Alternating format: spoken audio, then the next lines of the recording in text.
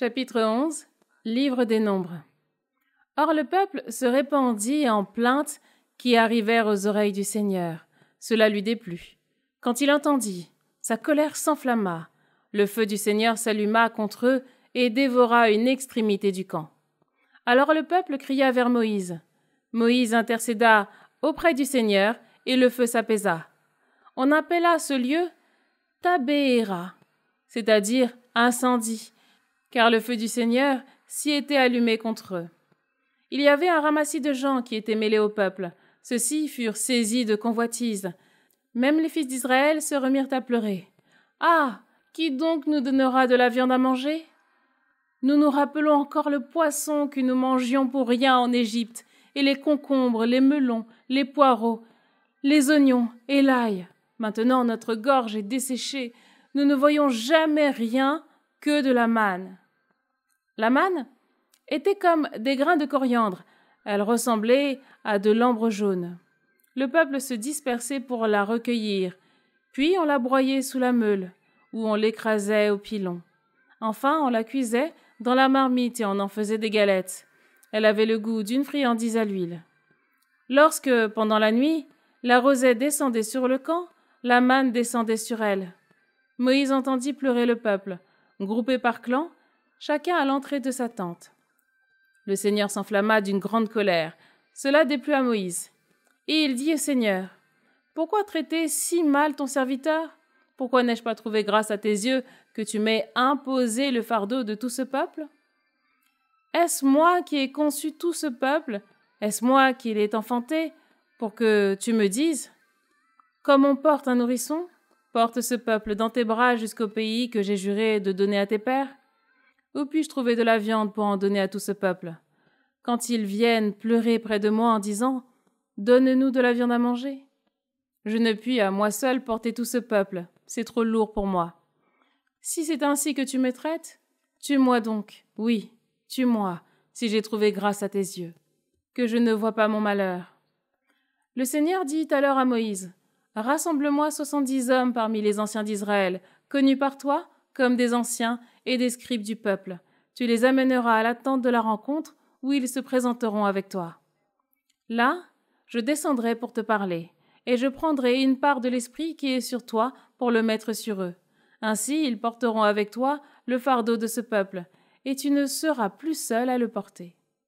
Au peuple, tu diras, sanctifiez-vous pour demain, et vous mangerez de la viande, car les oreilles du Seigneur ont entendu vos pleurs quand vous disiez, qui nous donnera de la viande à manger ? Comme nous étions bien en Égypte. Eh bien, le Seigneur vous donnera de la viande, et vous en mangerez. Vous n'en mangerez pas seulement 1 jour, 2 jours, 5 jours, 10 jours, 20 jours, mais sur tout un mois, jusqu'à ce qu'elle vous sorte par le nez, et que vous en ayez la nausée. Tout cela parce que vous avez rejeté le Seigneur qui est au milieu de vous, et que vous avez pleuré devant lui en disant, « Pourquoi donc sommes-nous sortis d'Égypte ?» Moïse répliqua, « Le peuple au milieu duquel je suis compte 600 000 hommes à pied, et toi, tu dis, je leur donnerai de la viande, et ils mangeront pendant tout un mois. Égorgera-t-on pour eux du petit et du gros bétail, et cela leur suffira-t-il ?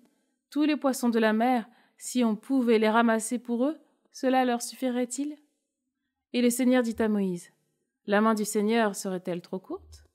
Maintenant tu vas voir si ma parole se réalise pour toi, oui ou non. » Moïse sortit pour transmettre au peuple les paroles du Seigneur, puis réunit 70 hommes parmi les anciens du peuple et les plaça autour de la tente. Le Seigneur descendit dans la nuée pour parler avec Moïse. Il prit une part de l'esprit qui reposait sur celui-ci et le mit sur les 70 anciens. Dès que l'esprit reposa sur eux, ils se mirent à prophétiser, mais cela ne dura pas. Or, 2 hommes étaient restés dans le camp. L'un s'appelait Eldad et l'autre Médad. L'esprit reposa sur eux. Eux aussi avaient été choisis, mais ils ne s'étaient pas rendus à la tente. Et c'est dans le camp qu'ils se mirent à prophétiser. Un jeune homme courut annoncer à Moïse, « Eldad et Médad prophétisent dans le camp. » Josué, fils de Nun, auxiliaire de Moïse depuis sa jeunesse, prit la parole. « Moïse, mon maître, arrête-les. » Mais Moïse lui dit, « Serais-tu jaloux pour moi ? Ah, si le Seigneur pouvait faire de tout son peuple un peuple de prophètes, si le Seigneur pouvait mettre son esprit sur eux. Puis Moïse se retira dans le camp, et avec lui les anciens d'Israël. Envoyé par le Seigneur, le vent se leva. Depuis la mer, il amena des cailles. Il les rabattit sur le camp, et tout autour du camp, sur une largeur d'une journée de marche à peu près, elles couvraient la surface du sol sur 2 coudées d'épaisseur environ.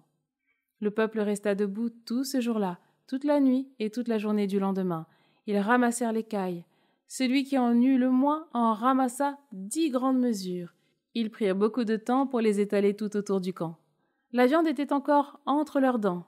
Ils n'avaient pas fini de la mâcher que déjà la colère du Seigneur s'enflammait contre le peuple, et qu'il frappait le peuple. Il le frappa d'un très grand coup.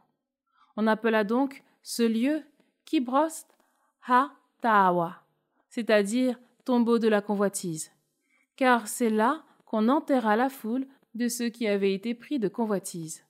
De Kibroth ha-Tahawa, le peuple partit pour Haséroth, et il resta à Haséroth.